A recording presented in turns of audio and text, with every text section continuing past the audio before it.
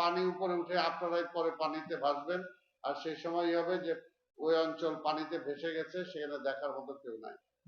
আজকে ফুটপাত আমি নিজে দখল করে একটা দোকান বসাই দিলাম, বলেন এটা কিভাবে হবে? তাই না? আজকে দোকান একটা আছে, সামনে আমি আরেকটা আবার ভাড়া দিয়ে দিলাম, অর্থাৎ আমি একটা যানজট সেখানে লাগাচ্ছি। আর যে দোকানটা সামনে আছে সেই দোকানটা থেকে প্রতিনিয়ত সারাদিন সেখানে ময়লা ফেলতেছে, আবর্জনা ফেলতেছে। এটা কিভাবে সিটি কর্পোরেশন পরিষ্কার করবে? কাজে এই সমস্ত বিষয়ে আপনাদের লোকালি আপনাদেরকে সচেতন হতে হবে। খাল আপনারা বলছেন এটা আমরা পরিষ্কার করে দেবো, ইনশাল্লাহ আমরা পরিষ্কার করবো। আর আরেকটা হলো যে যে সমস্ত ড্রেনেজ গুলো আছে, ড্রেনেজ গুলো কিন্তু আপনাদের পলিথিনের কারণে বন্ধ হয়ে যায়। এই যে আর কয়দিন পরে বৃষ্টি শুরু হবে, বৃষ্টি শুরু হওয়ার পরে বর্ষাটা আসবে, তা আমাদের যদি ড্রেনেজ গুলো যদি পরিষ্কার না থাকে, খালগুলো যদি পরিষ্কার না থাকে, তাহলে তো পানি উপরে উঠে আপনারাই পরে পানিতে ভাসবেন, আর সেই সময় হবে যে ওই অঞ্চল পানিতে ভেসে গেছে, সেখানে দেখার মতো কেউ নাই।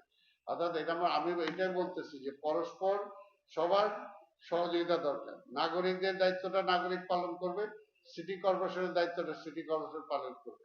আমি যেটা বলতেছি ইমিডিয়েট আপনাদের বর্জ্য ব্যবস্থাপনা, এইটা আমরা 100% দায়িত্ব নেব। 100 এর মধ্যে আমার ইঞ্জিনিয়ার বলছে বা ইসে বলছে যে 99%, ঠিক আছে 99% হবে, এটা করবো। আর লাইটিং এর ব্যাপারেও আমরা 100% বললাম, 99% এই দুইটা আমরা কনফার্ম করব, বাকিগুলো কিন্তু আপনার রিলেটেড।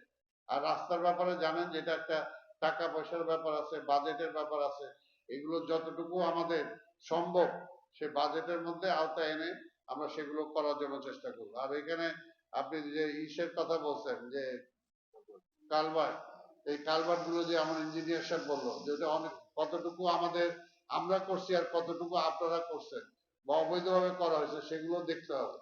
আর কোনোভাবেই অবৈধভাবে, আল্লাহর হস্তে অবৈধভাবে ভাই, এটাকে আমরা যারা মুসলমান, আল্লাহ কিন্তু বলছে যে অবৈধভাবে তুমি কোনো সম্পদ দখল করো না, এবং এটার কিন্তু কোনো মাপ নাই। আপনি যদি অন্যের জায়গা দখল করেন, এটা এটা এটা বিচার কিন্তু অনেক কঠিন। আপনার ভাইয়ের জায়গাও যদি আপনি দখল করেন সেটাও কিন্তু কঠিন, আর রাষ্ট্রের জায়গা দখল করবেন সেটা তো আরো কঠিন। এই বিষয়গুলো যদি আমরা খেয়াল রাখি, পরস্পর সহযোগিতার মধ্য দিয়ে কিন্তু আমাদের একটা নাগরিক সুযোগ সুবিধাটা আমরা দিতে পারবো।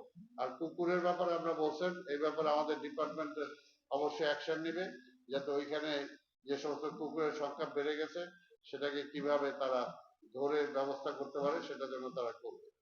নেক্সট